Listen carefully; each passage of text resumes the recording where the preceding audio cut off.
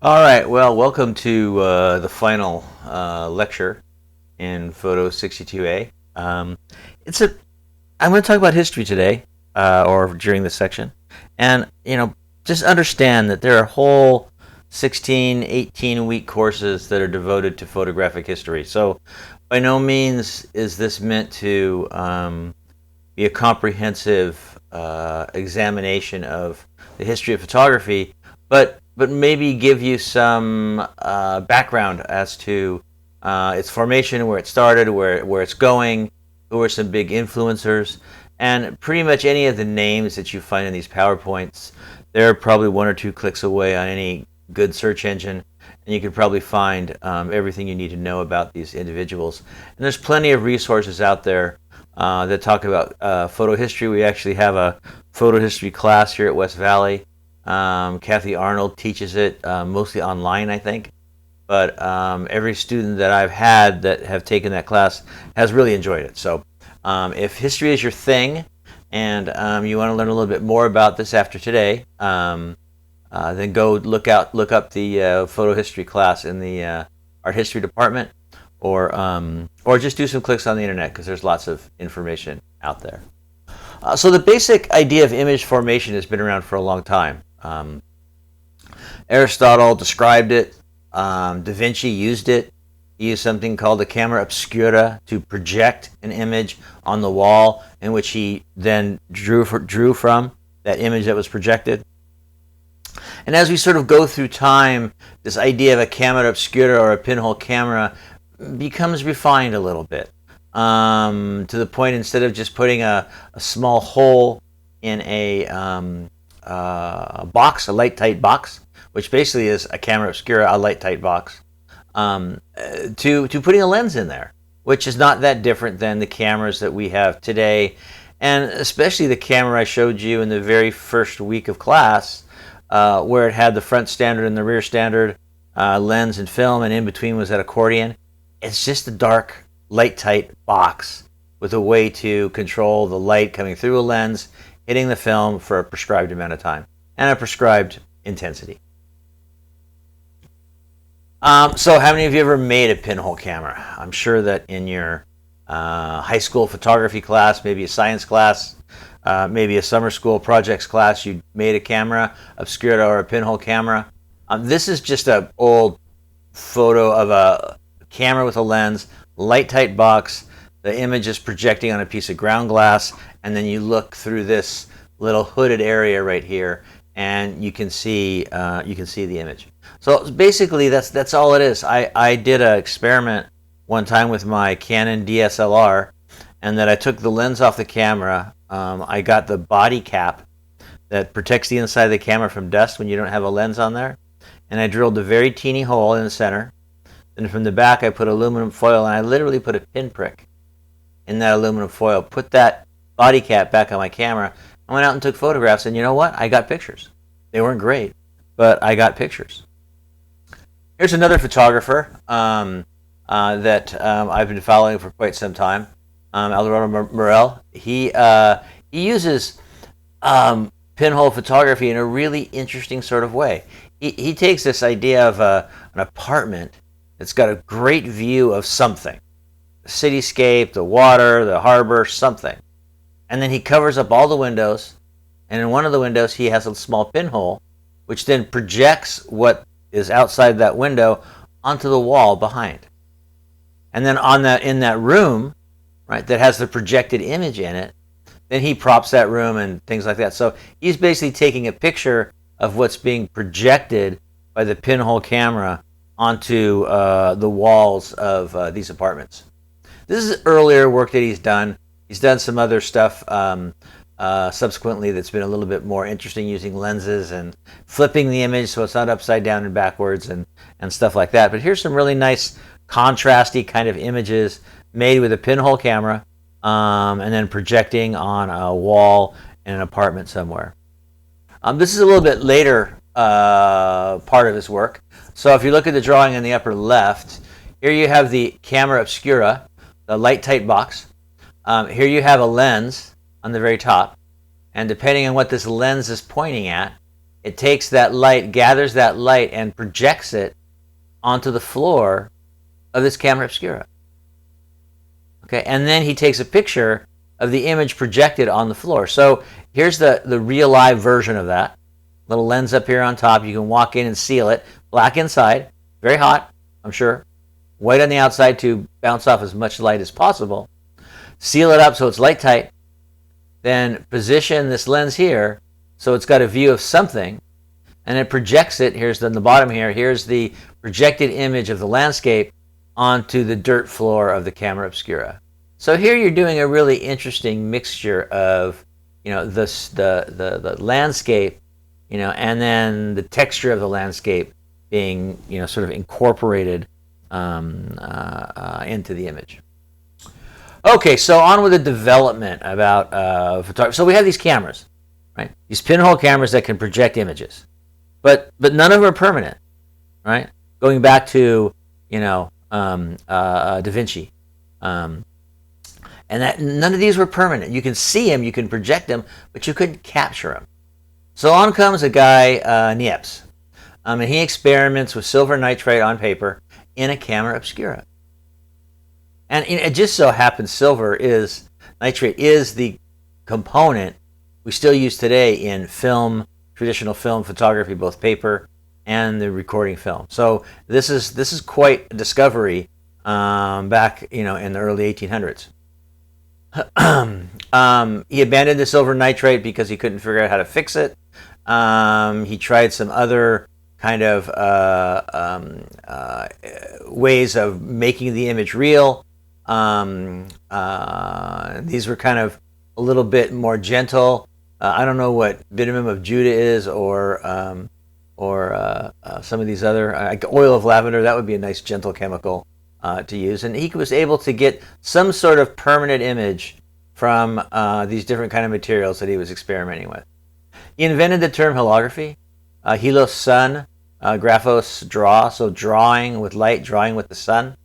And so he was able to make pictures from a camera obscura onto a piece of paper, make it permanent, and there you have it. Now, this is probably a copy of a copy of a copy of a copy of a copy of blah, blah, blah, blah, blah, of the very first photograph ever made.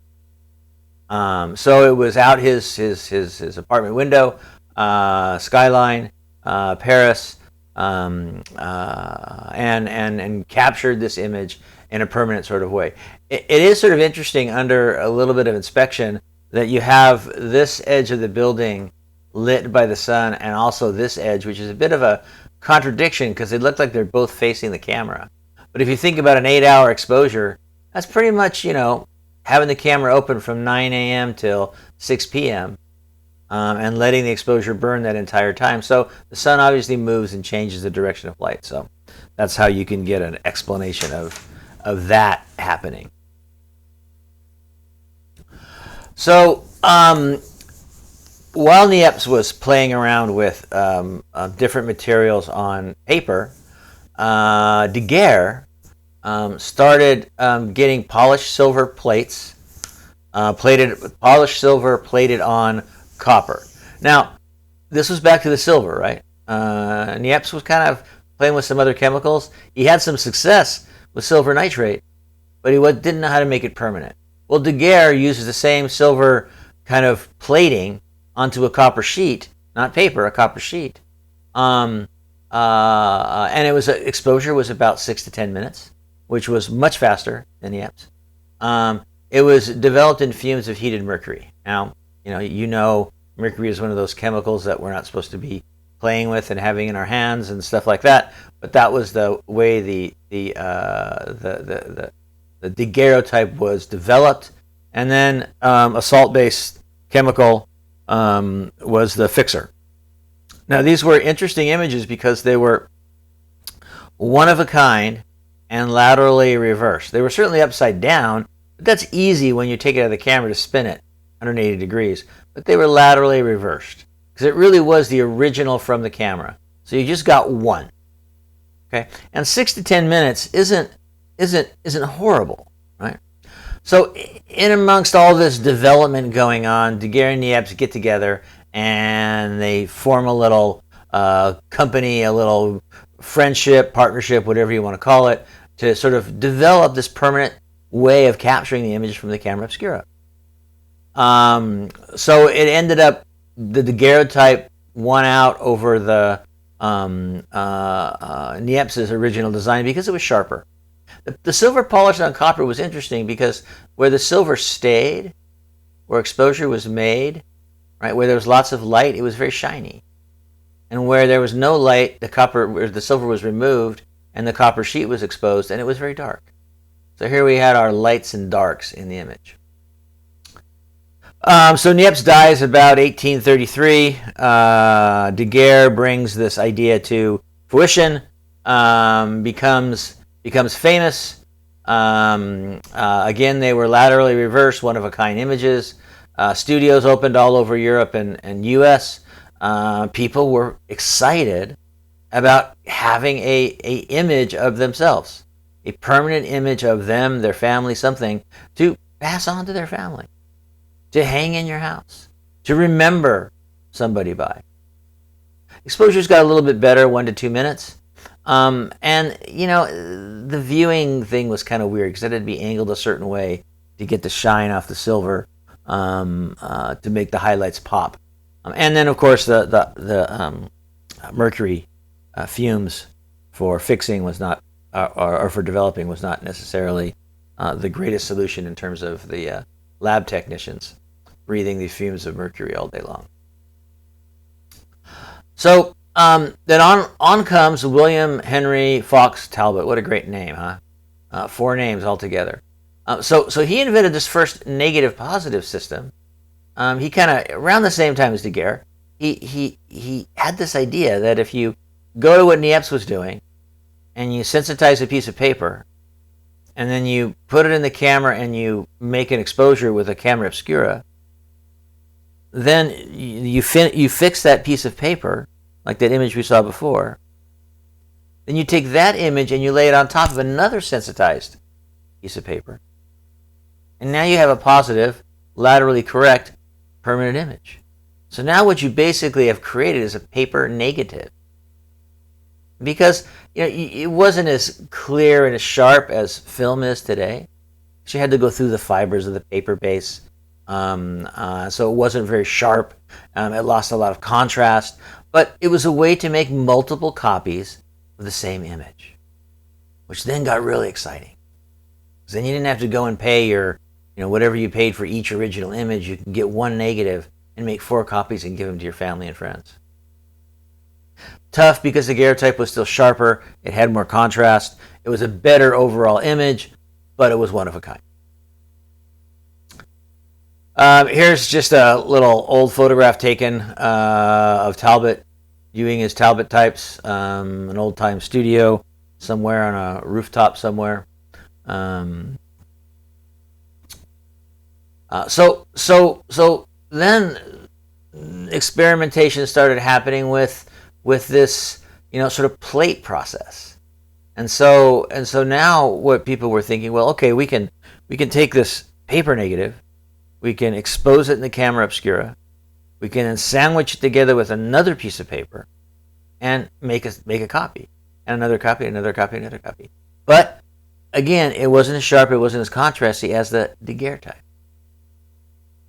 So somebody, I don't know who it was, had the brilliant idea of taking this silver nitride and coating it on a piece of glass, putting it on the glass, painting it on the glass, putting the glass in the camera, taking a picture, and then sandwiching that to another piece of paper that's been sensitized, and make a duplicate. There you have a positive, and you have left, right, correct, and you can make as many as you want. Okay. The trick was on paper, the emulsion could dry, and when you got it wet to process it, it would then soften, right? And you can then allow the chemicals to go to work on the silver that had been exposed to light, and those that hadn't. Here, the glass doesn't get soft; it's hard, right? So they had to figure out a way to take this plate and coat it right? And while it was still semi-wet, not completely dry, but not wet enough to run off the plate, they would then put that in the camera, take the picture, and develop it right away. Therefore, the wet collodion process. So it's like taking a piece of glass and then coating it with silver, getting it to the point where it's almost dry, shooting, processing, and fixing, and then letting it dry, and then you have your permanent negative. So you had to bring your darkroom with you in the field. It was a little bit more work, but you could make multiple copies, and they were sharp, and they had contrast, right? And they were using basically the same thing we use now. We use silver nitrate on the paper, on the film, and we use a salt-based fixer to fix it. So the chemicals have been the same, refined albeit, but basically the same. So basically replace the daguerreotype because of the daguerreotype being more expensive, single, more dangerous, and here comes the wet collodion process. They called it some other things, ambrotype, tintype. So you'll see tintypes and ambrotypes at flea markets and people selling them, and you might look at those and say, "Wow, that's a daguerreotype. I should take that. I should buy that." Well, most of them aren't. If it was a daguerreotype, it'd be worth a lot of money. Sorry, I need to wet my throat a little bit. Just a cartoon of the darkroom that was taken into the field while shooting was being done. So as we continued to move on, we in 1880 we developed the first dry plates. Okay, the emulsion is put in gelatin, and the gelatin hardens, but once it gets in water, it softens, and the chemical can go to work on the silver nitrate. The fixer can go to work on making it permanent, and then once it dries, right, it's hard, it's firm, and you can make your copies. Right, so that way you could take your plates, coat your plates at home, let them dry, put them in a light tight box, go out in the field and make your photographs. Box them back up, light tight box, go home and process the film or the glass plates. Later they figured out you can put this on roll film. You can put this on film and sheets of transparent materials, any kind. Could be glass, could be plastic, anything that was clear. You could coat this stuff with.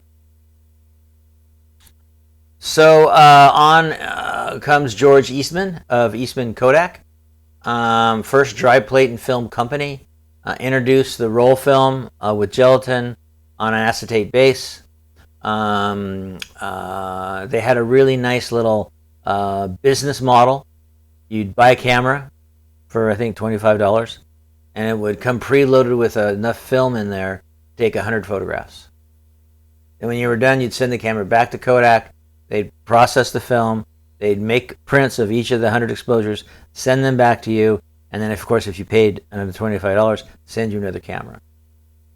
So really, until Kodak folded or sort of got out of the film business, they've still been doing this, disposable camera idea. This is nothing brand new. They've been doing it for their entire sort of existence as a company. They went on to develop color slide film and color negative film and motion picture film, and Kodak became the standard. It has been and still is probably considered in a lot of ways the standard of the film industry in terms of innovation and quality of films and how long they've been able to be around and do this sort of thing. So the cameras basically look like this.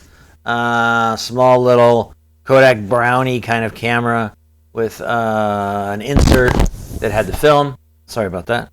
The insert that had the film, and also the little hole on there was a circular image that was created. Those are the images that came back from Kodak. We probably had one exposure, one f-stop for bright sun. Go out in the sun, take pictures. Don't do it at night. Do it in the sun, and they're able to make some pretty good likenesses of what you saw. So this took photography and put it in the hands of the masses. Of course, the masses that had $25. Right? And in that time, $25, I don't know what it's equivalent to today. It was a lot. take pictures. It wasn't something everybody had sitting around their house, or 5 or 6 of them sitting around their house. It was quite expensive. Okay? So, anyways, it wasn't open to everybody, but at least it was available to the masses that could afford.